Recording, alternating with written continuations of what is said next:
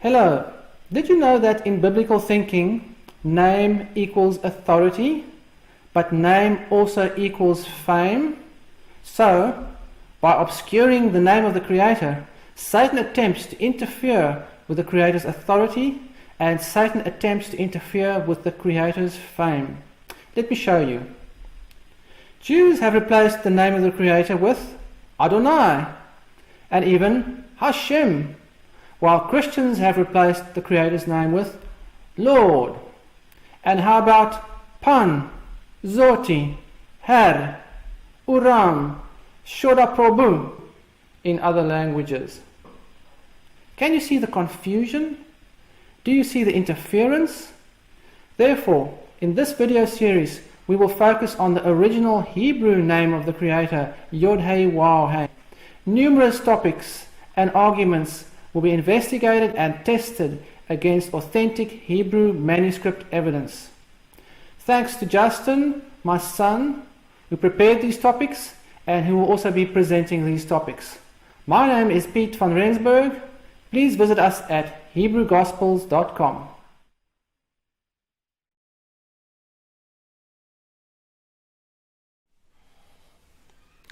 Hello everyone, and welcome back to the series on Nehemiah Gordon and the pronunciation of the Tetragrammaton YHWH. This is session number 5. Why would the scribes often leave out the Holam vowel on the name YHWH? If the scribes really put the vowels of Adonai on the name, then why is the Holam so often missing? You can see here the second vowel on Adonai is a Holam. Why is it missing on the name?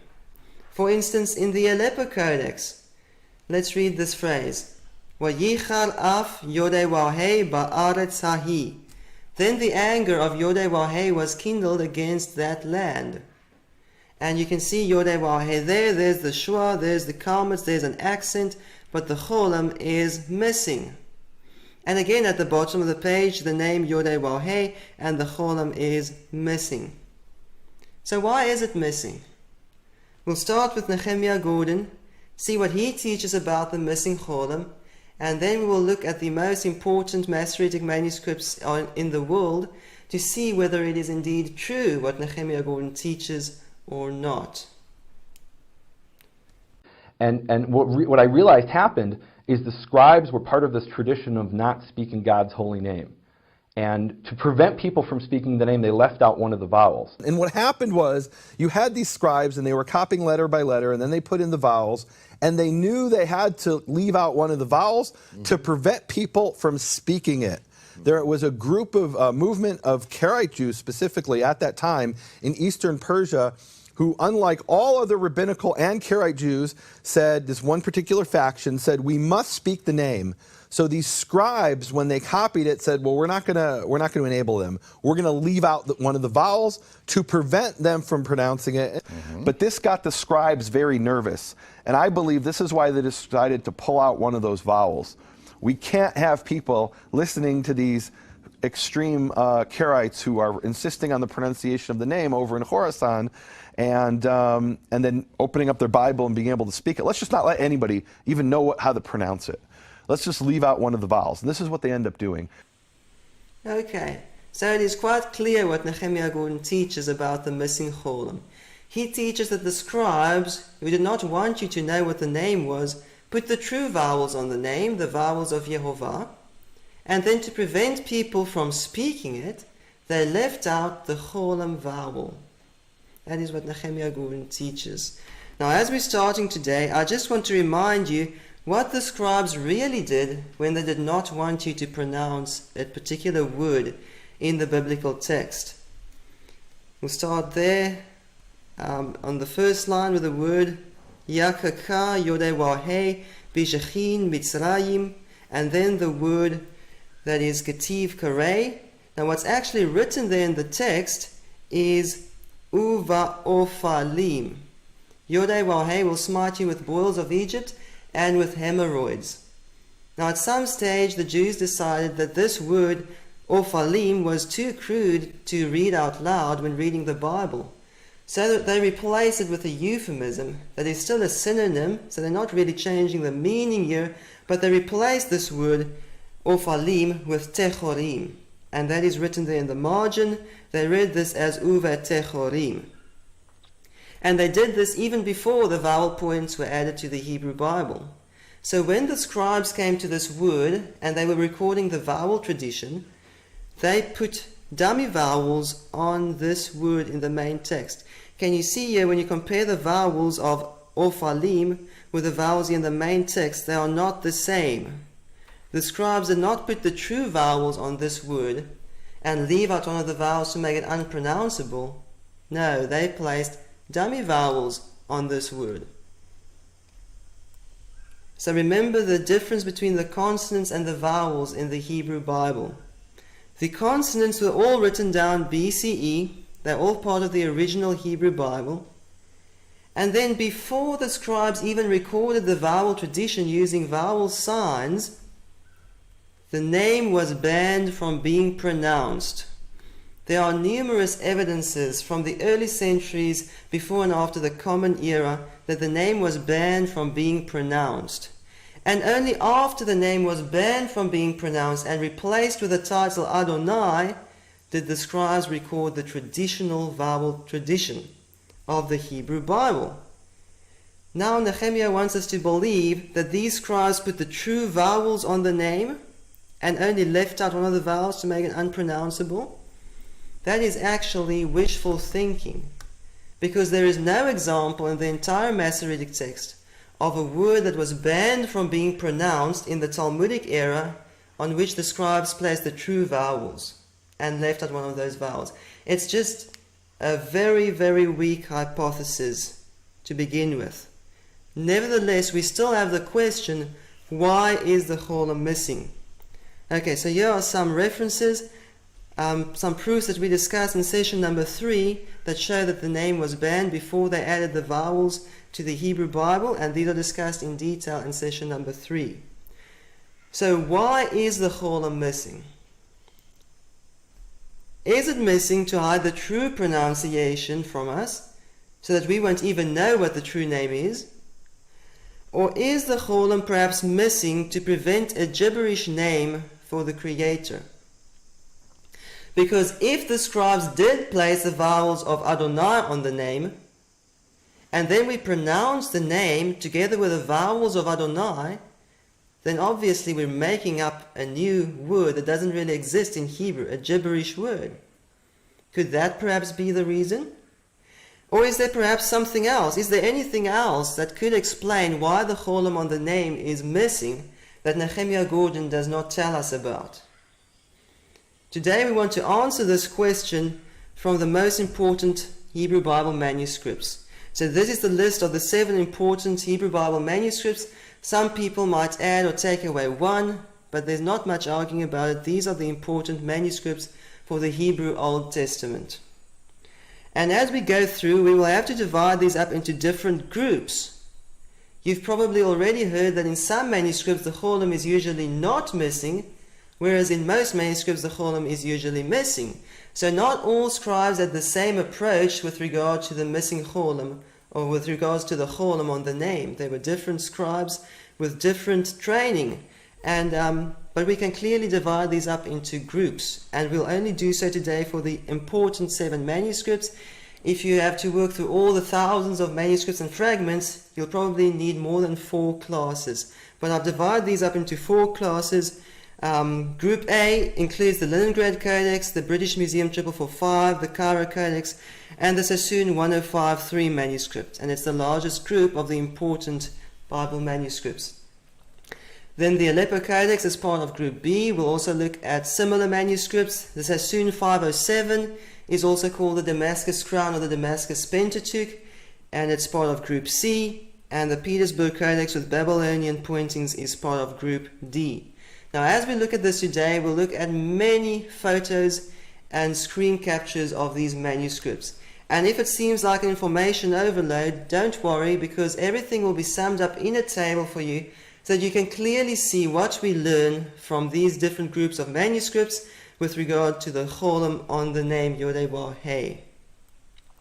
So we'll start with Group A, which is the largest group of important Hebrew Bible manuscripts. And we'll start with the Leningrad Codex, which is the oldest complete dated Masoretic manuscript of the Old Testament. And this is Deuteronomy 16. Shivat Yamim Tachog, then the Lamed preposition on Yodeh Wahei, and we'll get to that in the next session. Elohecha bamakom asher yivchar Yodeh Wahei. 7 days you shall keep a feast to Yodeh Wahei, your Elohim, in the place which Yodeh Wahei shall choose. And you can see here on this, in these 3 lines, the name is written 3 times with a missing cholam. So why is the cholam missing in Group A of Hebrew Bible manuscripts? Why? Here is the Cairo Codex. As part of Group 1, they followed the same tradition. So, Ko Amar Yodeh Wahei Tzevaot, thus says Yodeh Wahei of hosts. And Yodeh Wahei is here written with a missing cholam. The cholam is missing. And the same in the Sassoon Codex. V'ata Yodeh Wahei Magen Ba'adi Kevodi Omerim Roshi. But you, Yodeh Wahei, are a shield about me, round about me, my glory, and he who lifts up my head. And Yodeh Wahei is here written repeated times on this page with a missing cholam. Okay. So, is this cholam missing to prevent us from speaking the true name Yehovah, to hide the true pronunciation of the name from us, or is this cholam missing to prevent us from pronouncing a gibberish name? So obviously these are 2 completely opposed views. Someone is right and someone is wrong. And how can we prove this? How can we prove this in a factual way, so that we don't have to base our conclusions on an hypothesis or on wishful thinking, but we can base our conclusion on actual facts? How can we answer this question? To answer the question, why is the cholam missing on the name? Did the scribes put the vowels of Adonai on the name and leave out the cholam to prevent a gibberish name? Or did the scribes put the vowels of Yehovah on the name and leave out the cholam to hide the true pronunciation? To answer that question, we are going to look at the vowels of Elohim. Provision has been made so that we can do a factual test to see what the scribes really tried to do. So, in the phrase Adonai Yodeh Wahei, Master Yodeh Wahei, the name Yodeh Wahei is not pronounced as Adonai. So if they pronounce it as Adonai, Adonai, that's a call for attention or a call for help. For instance, Yodeh Wahei said, Avraham, Avraham. It's a call for attention to Abraham. This phrase, Adonai Yodeh Wahei, is a title of respect. So they read it as Adonai Elohim, Master God, which is again a title of respect. So now we're going to look in these manuscripts to see what did the scribes do with the vowels of Elohim. What happened when they placed the vowels of Elohim on the name? So we already covered the composite shua versus the simple shua in the previous session. Today we're looking at the cholam. So if we see that in these manuscripts the scribes wrote shua cholam chirek on the name Yehovi, but they wouldn't write shua cholam kametz on the name Yehovah, it might hint in the direction that the vowels shua cholam kametz are special. But if we see that the scribes, when they wrote the vowels of Elohim on the name, deleted that cholam, so that now you have a shua and a chirek, but the cholam is missing, then we will know for sure that the scribes left out that cholam to prevent a gibberish name. Because everyone agrees, and even Nehemiah Gordon agrees, that the scribes sometimes put the vowels of Elohim on the name, and these are gibberish vowels. Yehovi is not the name. So if the scribes also left out the cholam with the vowels of Yehovi, we will know they did so to prevent a gibberish name. So now we have a way to test this. Let's see what the scribes did with the vowels of Elohim. And as we're starting, we should first of all make sure we know what the vowels of Elohim are in the manuscripts. The first vowel is a chatev segol, or a composite shua. The second vowel is a cholam, and the third vowel is a chirek. So the cholam is a dot above the line, the chirek is a dot beneath the line.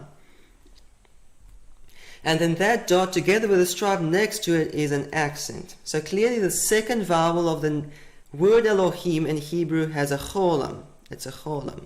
Alright? How about the Cairo Codex of the Prophets? There you can see the word Elohim twice.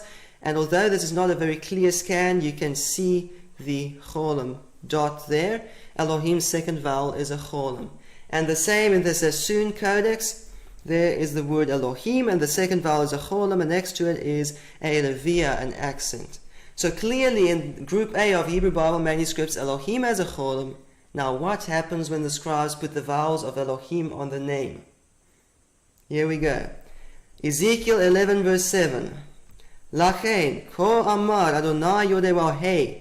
Remember, this is not pronounced as Adonai Adonai, because that would be a call for attention. They pronounce this as Adonai Elohim. So there's the Shua of Elohim, there's the Chirek.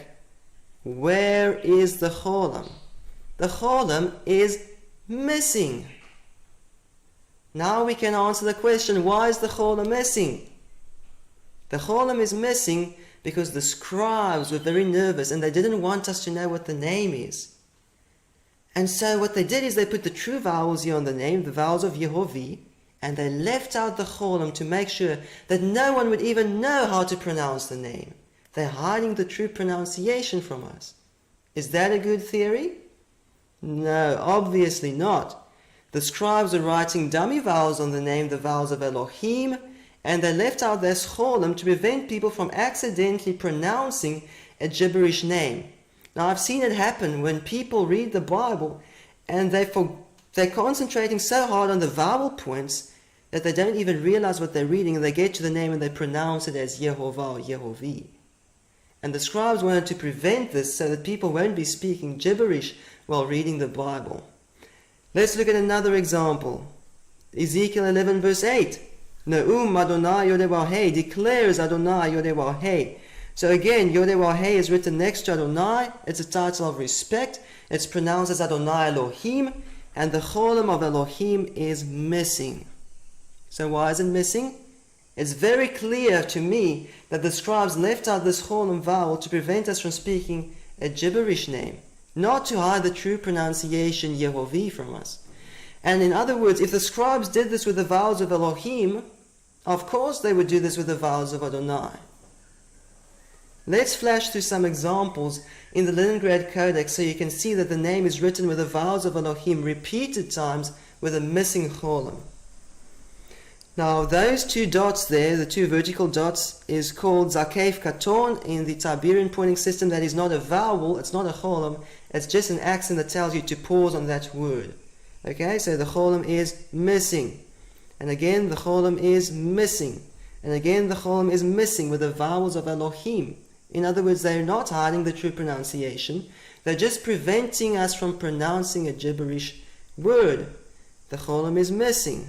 The Holam is missing. The Holam is missing. In the Leningrad Codex, the name is written with the vowels of Elohim hundreds of times with a missing Holam. And the reason it's not thousands of times is because this phrase, Adonai YHWH, only occurs several hundred times in the Hebrew Bible. And so several hundred times they write it without the Holam. If it occurred thousands of times, they would leave out the Holam thousands of times. Alright, now watch out for Revia when you're searching for the Holam. So in the Masoretic text, every word must have an accent. The accents either tell you to pause at that word or not to pause at that word. And in chanting, when they chant the Hebrew Bible, it also gives the tone. So every word must have an accent unless it's joined by makef, which then performs the job of an accent basically. So on the name, there's the shwa, there's the chirek. You can see no accent on the name except for that dot. Then you know that dot is a revia, it's not the Holam. So still the Holam is missing. If they wanted to write the Holam there would be two dots, a revia and Holam. Alright, now we're still in Group A, the Cairo Codex. And they followed, the scribe of the Cairo Codex followed the same approach. So here we have the phrase, Ne'um Adonai YHWH. There's the shua of Elohim's vowels, there's the chirek, because remember, this is pronounced as Adonai Elohim.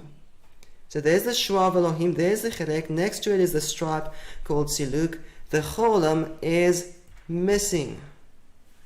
So again, we see in the Cairo Codex of the prophets, numerous examples of how the scribe wrote the vowels of Elohim on the name. He wrote dummy vowels on the name, false vowels on the name, and he left out the Holam to prevent people from speaking a gibberish name. We can see this, it's very factual in the most important Bible manuscripts. Again, there is a revia, which tells you to pause on the word Elohim you're pronouncing there. It's not a cholam. And again, that's revia.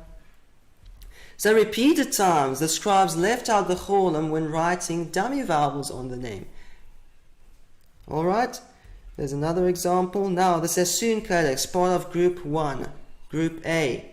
They followed the same approach. Here we have the phrase Adonai YHWH, and YHWH has Elohim's vowels because it is pronounced as Adonai Elohim. There's the shua, there's the chirek, there is the accent at nach. The cholam is missing. Okay, in this manuscript, the name YHWH with the vowels of Elohim is written repeated times with the cholam missing. Now watch out in the book of Psalms for Revia Mugrash. It's a dual accent. So you might think there's the accent on the Yod, so that's a cholam. No, this is a dual accent called Revia Mugrash, and there should have been another dot there if the name had a cholam on it. Let's look at an example from the Leningrad Codex. There is the word Adonai. That little stripe there is Mugrash. That is a revia, and there is the cholam. So clearly in the previous example, the cholam was missing. So even in the Sassoon Codex, the name is written repeated times with the vowels of Elohim, and the cholam is left out. Okay, why did the scribes leave out this cholam vowel? Here's Nehemiah Gordon to explain. What I can say for sure is it's over 4,000 times that the cholam is missing, and it's written in a way that's unpronounceable according to the rules of the Hebrew language. And it's quite clear to me that the scribe left out this vowel because he didn't want people to pronounce it. And more specifically, he didn't want people to pronounce it accidentally. Some people perhaps on purpose, but also accidentally. If you'd come across that name, you wouldn't accidentally pronounce it because one of the vowels is left out. Okay, now I know Nehemiah is talking specifically about the Aleppo Codex, and we'll get to that in just a minute. Why is the cholam missing? I agree with Nehemiah Gordon that the cholam is missing because the scribe didn't want us to pronounce the name the way it's written there. However, did the scribe not want us to pronounce the true name Yehovah, or did he not want us to pronounce the gibberish name Yehovah, which you'd get if you put the vowels of Adonai on the name? And it's clear from these manuscripts that because the scribes left out the cholam with the vowels of Elohim, that he removed that cholam because he didn't want us to pronounce gibberish words, not because he was hiding the true pronunciation of the name from us. We know that when the scribes did not want us to know the true pronunciation of a word, they put dummy vowels on that word. Here's another video clip of Nehemiah Gordon regarding the missing cholam.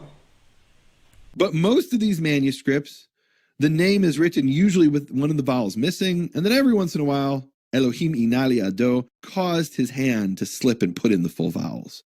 And this consistent mistake, what it reflects is that the scribes knew what the name was. And when they slipped up, they never put in Yehovah, they never put in Yehiva, they never put in Yahava, they always vocalized it as Yehovah. All right. Now I can understand that this sounds like a convincing argument to people who do not read the Hebrew Bible, do not read the Masoretic text. But we can actually test Nehemiah's argument. And we'll again test this argument using the vowels of Elohim. Now I showed you just now, that usually in the Leningrad Codex, when the name is written next to Adonai, so you have Adonai YHWH, and the name is pronounced as Elohim, the scribes usually left out the cholam. Now there are some places where the scribes slipped up and put in the full vowels Yehovah. Now let's test Nehemiah's argument. Usually it's written with the cholam missing, but every once in a while Elohim caused the scribe's hand to slip and he put in the full vowels Yehovah, and now here we have the Creator's true name Yehovah. So that first dot is the cholam, the second dot is the revia, and here the name is suddenly pronounceable. We can pronounce it because one of the vowels are not missing. And you know what? whenever the scribes slipped up and put in the full vowels, they always vocalized the name as Yehovah. They never vocalized it as Yehuvi or Yahavi or Yehevi. They always vocalized it as Yehovah with a cholam, and that proves the scribes knew the name was Yehovah. Is that a good argument? Is that a very good scholarly argument to prove what the name is? So what is the truth? What's going on here? Why is it a consistent mistake? Why do they never write Yehuvi or Yahavi, but they always write Yehovah with the cholam every time they slipped up? It's because the second vowel of Elohim is a cholam. And what the scribes were doing is they were pronouncing the name here as Elohim. And they tried to leave out the cholam to prevent us from speaking a gibberish name like Yehovah. But because they pronounced it as Elohim, and they knew the second vowel of Elohim is a O, a cholam, when they slipped up, they put in the cholam of Elohim. So the fact that the scribes never wrote Yehuvi or Yahavi or Yehevi proves they put in the vowels of Elohim. Because Elohim is not pronounced as Elohim or Elehim or Elihim. It's always pronounced as Elohim.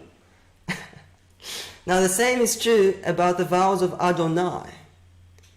Now anyone reading the Hebrew Bible should know that the second vowel of Adonai is a cholam. Does Nehemiah know this? He should know that. So what the scribes were doing was they pronounced the name as Adonai. Adonai, Adonai. Every time they wrote the name, they said Adonai. And I've shown you some evidence of this in session number 3, I think, where we saw that the scribes would replace the name with the title Adonai with the name YHWH, and they would replace the name YHWH with the title Adonai. And that proves they pronounce it the same way.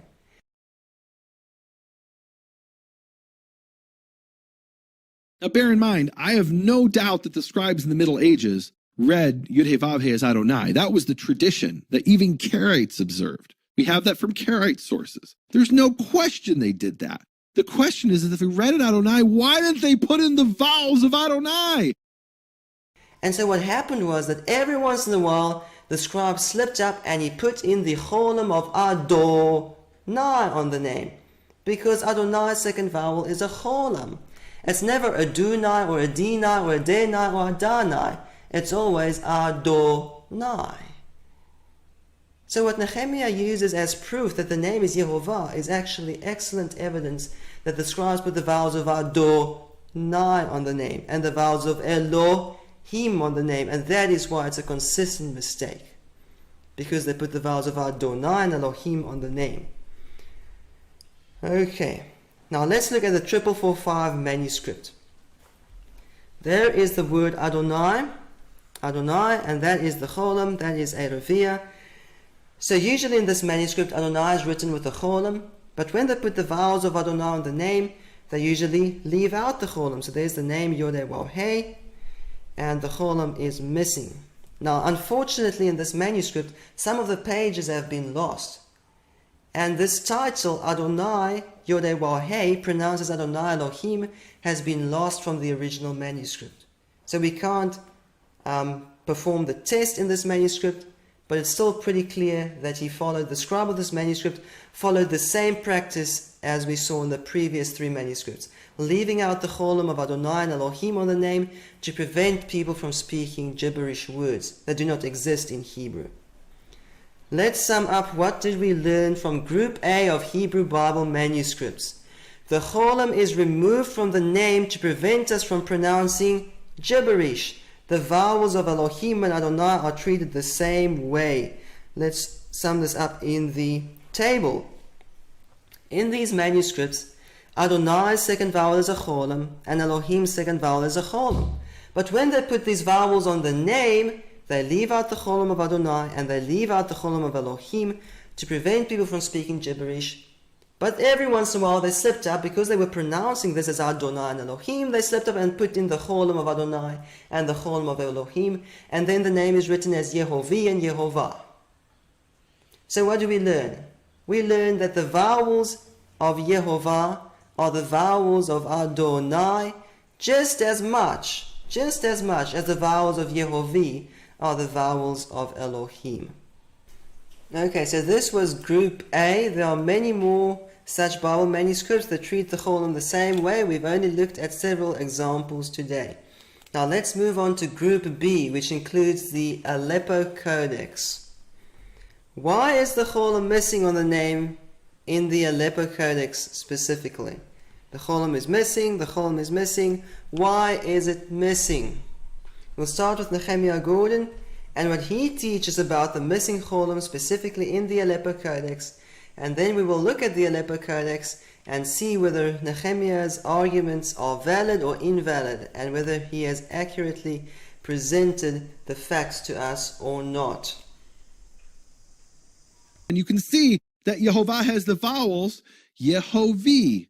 It has the vowels of Elohim. It's not the exact vowels of Elohim, right? The Yud doesn't have the Chataf Segel, but the Cholam is there, and the Chirik tells you, read this as Elohim. Now, what's really interesting to me is that when the vowel is a kamatz over 4,000 times, the Cholam is left out. When the name is read as Elohim by tradition, they had no problem putting in the Cholam. The Cholam is usually there, almost always there, as Yehovi. So why would they have no problem writing Yehovi, but they went to great lengths to avoid writing Yehovah with the full vowels and only slipped up 7 times in the Aleppo Codex? Because they knew Yehovi wasn't the name. I haven't sinned by early rabbinical law by saying Yehovi, because that's not the name. They knew that wasn't the true pronunciation of the name. In this period, there'd be no problem in saying Yehovi. And so it was only in Yehovah that they consistently, with 7 exceptions, left out the Cholam. In Yehovi, it was fine. Okay, let's just sum up what Nehemiah Gordon teaches about this Cholam. He says that when the scribes put the vowels of Elohim on the name, they left in the Cholam because they knew Yehovah is not the name. When they put the vowels of Yehovah, what he claims to be the true vowels of the name, on the name, they left out the Cholam to hide the true pronunciation from us. Okay, now it might sound very convincing, but I want to show you something today that Nehemiah Gordon does not tell you about. So if you just look at this superficially, there is the phrase Adonai YHWH, pronounced as Adonai Elohim. The Cholam is usually there, and when the name has the comets there, the Cholam is usually missing. So if you just look at this superficially, you might think that Nehemiah Gordon is right. However, there's something big here that Nehemiah Gordon does not tell you about, and that's what I'm going to tell you today. What the scribes did was, they put the vowels of the word they were pronouncing onto the name. Alright, they put the vowels of Elohim and Adonai on the name. Now I want to show you something here in the Aleppo Codex. There's Jeremiah 7 verse 20, Lachen ko amar Adonai YHWH.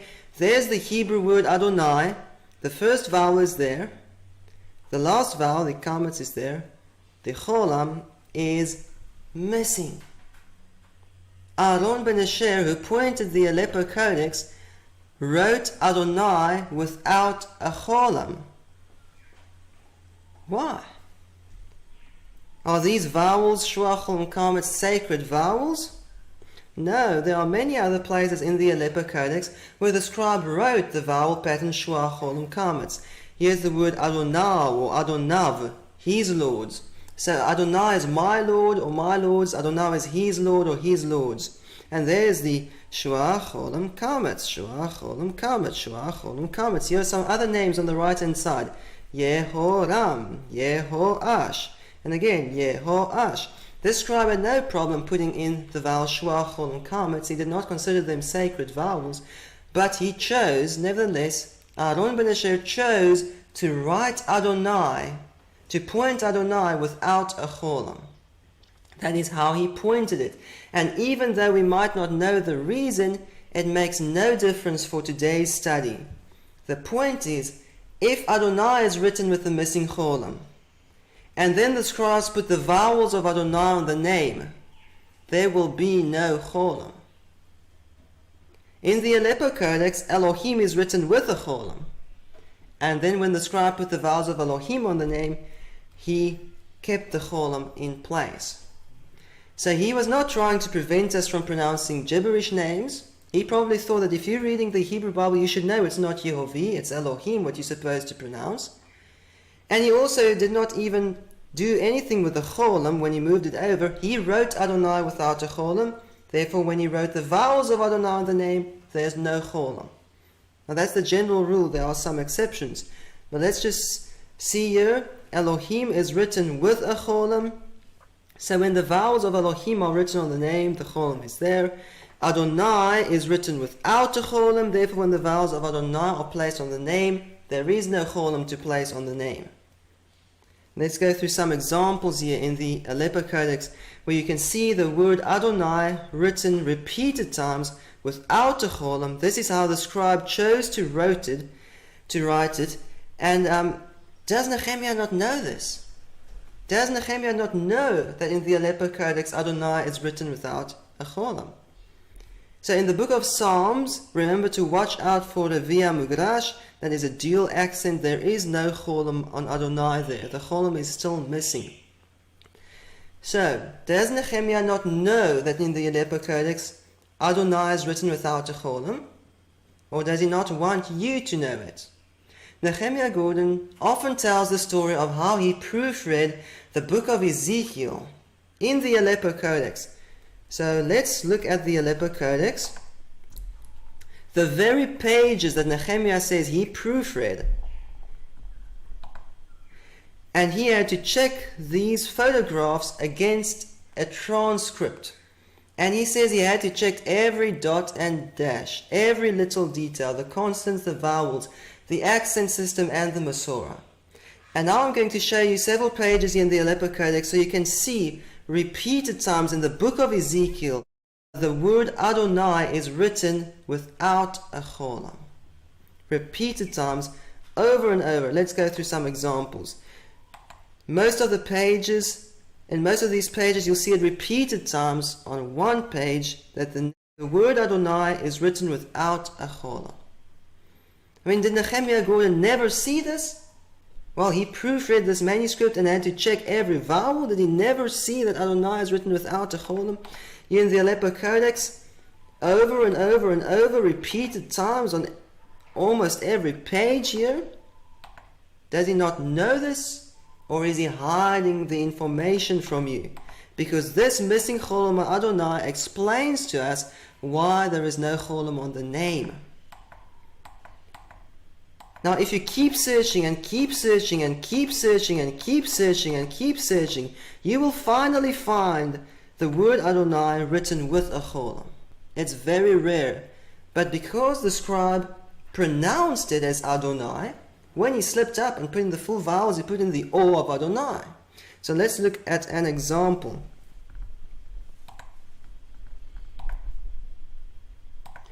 The Aleppo Codex, Psalm 130 verse 6, and there we have the word Adonai. It's Ladonai to Adonai, and there is the Cholam. To find the Cholam on Adonai in the Aleppo Codex is very rare. It's very difficult to find it.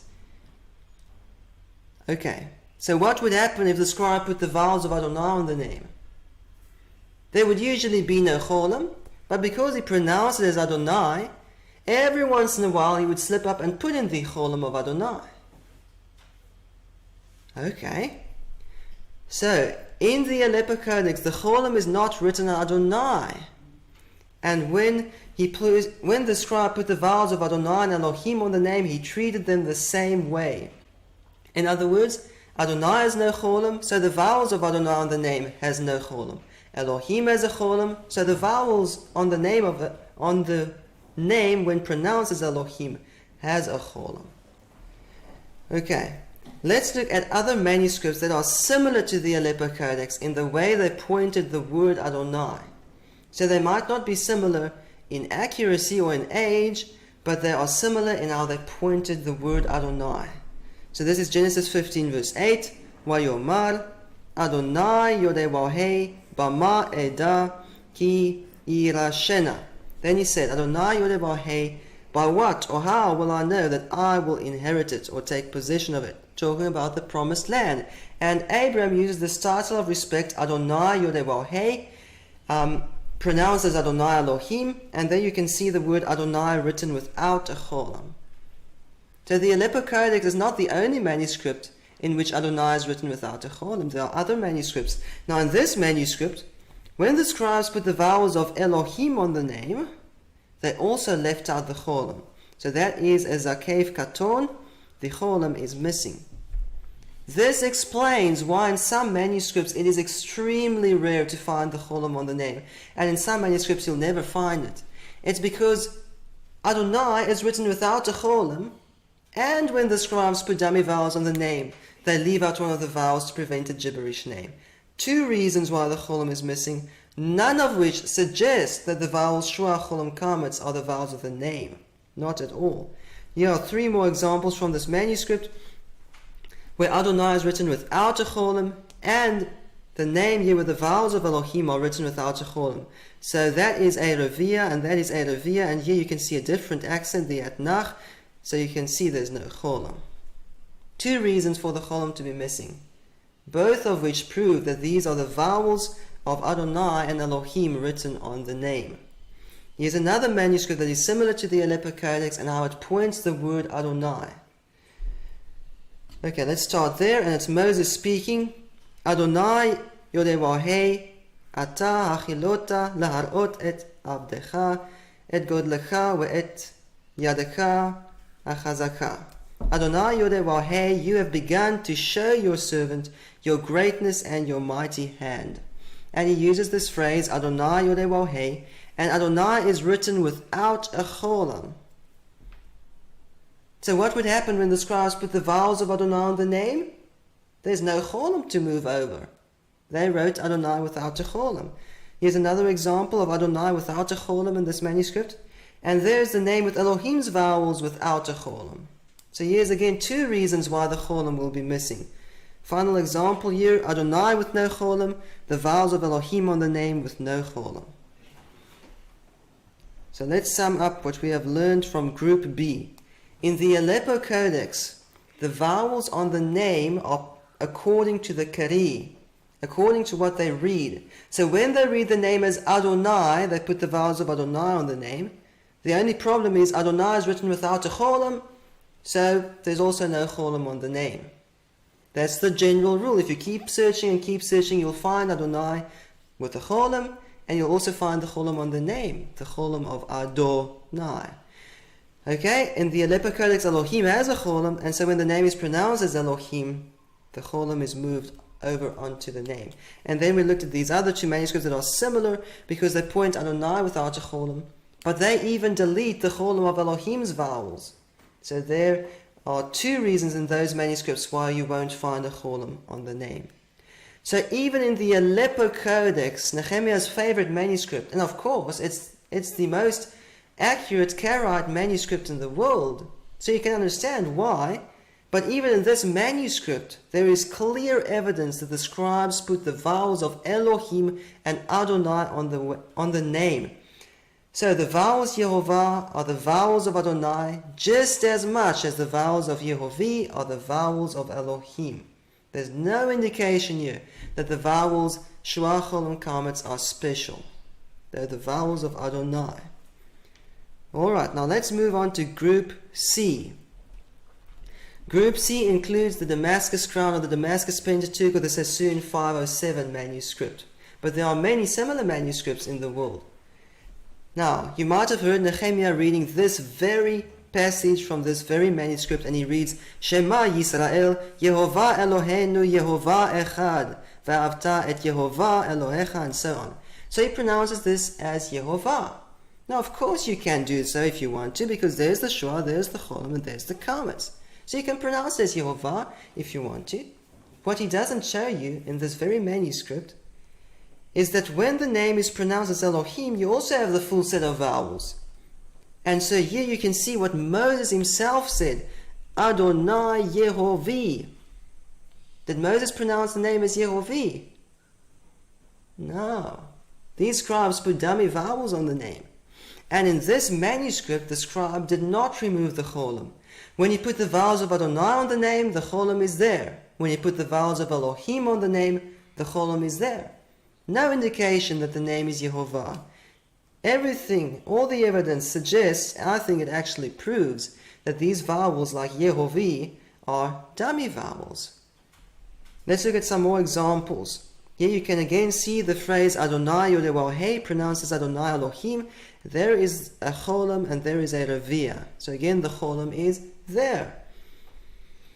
You can clearly see the Holam there. It's again with the vowels of Elohim. And here's the final example. This phrase Adonai YHWH only occurs 4 times in the Pentateuch, in the Torah. So this is the final example, and again the Holam is there. But now you can clearly see that the later scribe wrote over the original letters with new ink and some of the vowels. Now next to that dot, I hope you can see it, are 2 vertical dots. That's the Zakef Katon. Now I can't prove to you there's an original Holam beneath that new ink, but I think there is, because in the other 3 places we can see how that the original scribe also put in the Holam of Elohim. So in this group of manuscripts, the scribes just put in the vowels of Adonai and Elohim, and they retained the Holam. And if you're going to pronounce the name as Yehovah, it's your own problem. They're not helping you. Some of the other scribes tried to help you not to do that. Let's look at a similar manuscript from the Bodleian Library. You can see the name YHWH, and the Holam is usually there. How about the vowels of Elohim? In this manuscript, when the vowels of Elohim are placed on the name, the Holam is also usually there. So there's YHWH next to Adonai. So even though it's this way around, they still can't pronounce this as Adonai Adonai. That would be a call for attention. So they pronounce this as Elohim Adonai, actually Le'Elohim Adonai. And the Holam is there. So it's just a different style, a different approach that these scribes followed. So in group C, the Holam is usually not missing. The vowels of Elohim and the vowels of Adonai are treated the same way when written on the name. Let's sum this up in the table. Adonai as a Holam, the vowels of Adonai on the name as a Holam. Elohim as a Holam, the vowels of Elohim on the name as a Holam. So clearly here, even in this group of manuscripts, the vowels of Yehovah are the vowels of Adonai just as much as the vowels of Yehovah are the vowels of Elohim. They're treated the same way. No indication that the name is Yehovah. Let's move on to group D. In group D we have the Petersburg Codex, which is written with Babylonian vowel pointing signs. So they look very different, but most of the words are pronounced the same way, and then there are also some differences. But let's read this phrase. Vayira'u ha'anashim yira'a gedola et YHWH. Then, so it's then, the men feared YHWH with a great fear. So you can see that the order in English is very different from the Hebrew order. But that's what it means. Now on this screenshot, you can see the name YHWH 3 times, and each time it has a different symbol written above it. And these symbols you see here are accents that tell you to pause or not to pause, depending on their shape, but they're not vowel points. So in the Babylonian tradition, they usually don't place any vowels on the name. Now we'll look at a different class just now, but this class of manuscripts with Babylonian pointings do not have vowels on the name. However, we still know they pronounce the name as Adonai for several reasons. One of the reasons is the vowel and the preposition, which we'll talk about in the next session. The other is that when the name is written next to Adonai, you can't pronounce it as Adonai. That would be changing a title of respect into a call for attention. So, what do we see here? The Jews do not need help to pronounce the name as Adonai. They know that when you see the name YHWH, you pronounce it as Adonai. So there are even manuscripts without any pointings in which the name YHWH is spelled out. Now usually they change it to 2 or 3 yods, but sometimes it's spelled out without any vowel points because you don't need help to pronounce it as Adonai. When you're supposed to pronounce it as Elohim, you might need some help. So they put the vowels of Elohim on the name here. That is the equivalent of the Tiberian Chatef Segol. That is the equivalent of the Tiberian Holam. So remember, in Tiberian pointing, that is not a Holam, that is Zakef Katon, an accent. In the Babylonian pointing, that is the equivalent of a Holam. 2 different pointing systems, and that is a Chirek. Let's look at the vowels of Elohim in Babylonian pointing. There's the Chatev Segol, Holam and Chirek, the equivalent at least, and again. So this is what they place on the name next to Adonai. Alright, let's look at a similar manuscript. The Berlin Codex, also written with Babylonian vowel pointing signs and with no vowels on the name. So this is Psalm 94, El, Nikamot, Yodewaheh. Now these two symbols on the name are two accents. And you can again see this on the next line on Haaretz.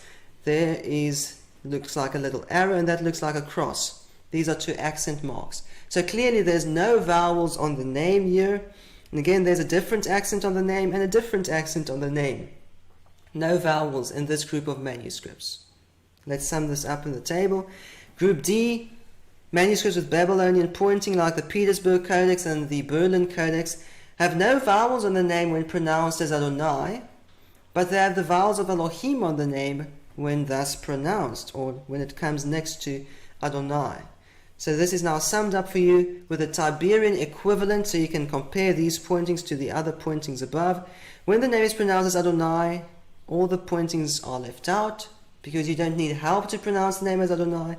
When the name is pronounced as Elohim, they help you with dummy vowel points. So again, there's no indication that the scribes put the true vowels on the name. Again, we see that the scribes put dummy vowels on the name. Alright, now let's look at a similar class of manuscripts that do not belong to the 7 important manuscripts, but they're also written with Babylonian vowel signs. Some people might call these Yemenite vowel points. And here's an example on the screen. The name Yodewaheh with the equivalent of Shua, Cholam, and Kametz. So Nehemiah Gordon is very excited that even in the Babylonian pointing, he says the name is Yehovah. So let's see what Nehemiah teaches about this. And then I'll again show you something that he doesn't show you. We now have 3 manuscripts with a Babylonian pointing, which is an alternative dialect of Hebrew, not the standard Hebrew you find in printed Bibles and in most manuscripts. It was used by the Jews of Babylonia and in Yemen, and there it's also Yehovah. Oriental 1473, that's the designation of the manuscript, or 1473. It has Babylonian pointing, and it has the full vowels Yehovah. And let me show it to the people here. I mean, it's breathtaking that you have this not only in the Tiberian system from Karaites and rabbinical Jews, Ben Asher and Ben Naphtali, you have it in the Babylonian pointing. In other words, this goes back to the ancient tribes of Israel who spoke Hebrew differently with different pronunciations. And both of those dialects of Hebrew preserve God's holy name, the name of the Father, as Yehovah. Now, the Shva looks different, and the Cholam looks different, and the Kamatz looks different. You can see it here on the screen. But that is in Babylonian pointed Hebrew, a manuscript preserved in Yemen, Yehovah. Okay, now this, again, it sounds very good, it sounds very convincing, and Nehemiah is very excited about this. But I want to show you several things that Nehemiah does not show you. Let's look at this very manuscript that Nehemiah brings. And, okay, so that vowel is the equivalent of any shua. In this manuscript, they don't use composite shuas. So that could represent an a, or just a simple shua, a short air perhaps. So you could pronounce that as that first syllable as ye, first consonant and vowel as ye. That is the cholam, that is the kametz, the equivalent at least. So you can pronounce this as Yehovah if you want to. Okay, I don't argue that. But look at the word right next to it. The word right next to the name here is Adonai. Okay, now look at the pointings on Adonai. The first one is a stripe, the equivalent of any shua. That is the equivalent of cholam, and that is the equivalent of kametz. So what happened here? This is supposed to be pronounced as Adonai Elohim, but the scribe slipped up and he wrote Adonai, and then again he wrote in the vowels of Adonai on the name. Can you see these vowels on the name are exactly the same as the vowels on Adonai? They don't even have a composite shua to change into a simple shua. It's exactly the same. I think Nehemiah should have told you that in all these different, even in these 2 different dialects of Hebrew, both in the Ben Naphtali and the Ben Asher and the Berean pointing and in the Babylonian pointing, we find the vowels of Adonai on the name. Okay, let me show you something else here. Usually the scribe did not make this mistake. He usually wrote Adonai Elohim, so that's correct. Adonai would be a call for attention. This is Adonai and then pronounces Elohim. Now let's apply Nehemiah's argumentation here. I've shown you today in the Leningrad Codex, which is a rabbinical manuscript, that the name is YHWH with the full vowels Shua, Holam, Chilek. I've shown you in the Aleppo Codex, a Karaite manuscript, that the name is YHWH with the full vowels Shua, Holam, Chilek. And now I'm showing you in Babylonian pointing that the name of the Father is preserved for us as YHWH. What an excellent argument. The truth is that in both these dialects, the Jews pronounced the name as Adonai and Elohim and put the vowels of Adonai and Elohim on the name. So in the previous slide, the vowels of Adonai are placed on the name. Here, the vowels of Elohim are placed on the name. Does this mean the name is YHWH? No, I don't think so. Even in these Babylonian manuscripts, we can see that the scribes, in some of them they put no vowels on the name, only the vowels of Elohim, and some of them they also put the vowels of Adonai on the name, and the vowels of Elohim. Okay, so this is what we saw today. We saw that in all the important Hebrew Bible manuscripts with Tiberian pointing, the vowels of Elohim and Adonai are treated the same way when placed on the name. In other words, the vowels of Yehovah are the vowels of Adonai, just as much as the vowels of YHWH are the vowels of Elohim. And even in the Babylonian pointing, we saw in these manuscripts, the scribes put the dummy vowels of Elohim on the name. No indication that they put the true vowels on the name. And in that other group of Babylonian or Yemenite manuscripts, they put the vowels of Adonai and the vowels of Elohim on the name. There's no indication here that the vowels Shua, Chol, and Kametz are the vowels of the name. Nehemiah Gordon claims the scribes took out and hid the Cholim to hide the true pronunciation Yehovah. We've seen today the scribes took out the Cholim. They didn't hide it. They just took out the Cholim to prevent us from speaking gibberish names like YHWH and Yehovah with the vowels of Adonai. Nehemiah Gordon says they had no problem writing YHWH, but went to great lengths not to write Yehovah. Well, in most manuscripts, that's plainly not the truth. They also left out the Cholim with the vowels of Elohim. In the Aleppo Codex, specifically, Adonai doesn't have a Cholim, and therefore there's no Cholim on the name when it takes the vowels of Adonai. Of course, there are those exceptions that we discussed, but that's the general rule. Nehemiah Gordon says because the scribes consistently wrote Yehovah and never wrote Yehuva or Yehiva or Yeheva or Yahava, it proves the scribes knew the name was Yehovah. We tested this argument and found it to be very weak. It's like saying the scribes never wrote Yehuvi or Yehevi or Yahavi or Yehivi. They always wrote YHWH. And the real cause is because they were pronouncing the name as Elohim and Adonai. And they consistently put in those pointings. To sum up, in most manuscripts, the Cholim vowel is missing to prevent a gibberish name, not to hide the true pronunciation. In the Aleppo Codex, etc., there's no Cholim on Adonai as a general rule, and therefore there's no Cholim on the name as a general rule. And if you keep searching, you will find the Cholim of Adonai on the title Adonai and on the name when pronounced as Adonai. The vowels of YHWH and Yehovah are treated the same way. So we can conclude that the vowels of Yehovah are the vowels of Adonai just as much as the vowels of YHWH are those of Elohim. And the vowels on the name in the Babylonian pointing is 100% exactly the same as an Adonai, and they also put the vowels of Elohim on the name. Now, for Nehemiah Gordon to make these claims, is it ignorance or is it dishonesty? Does Nehemiah Gordon not know that the scribes put dummy vowels on the name and left out the Cholim? Does he not know that in most manuscripts they left out the Cholim of the gibberish name YHWH? Does Nehemiah Gordon not know that in the Aleppo Codex Adonai is written without a cholam after he proofread the book of Ezekiel and saw it numerous times on most of the pages?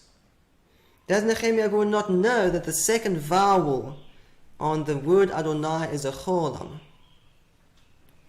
And therefore, whenever the scribes slipped up, they put in the cholam as the second vowel on the name, because that's the second vowel of Adonai and the second vowel of Elohim.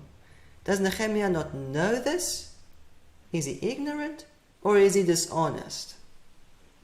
That is the big question.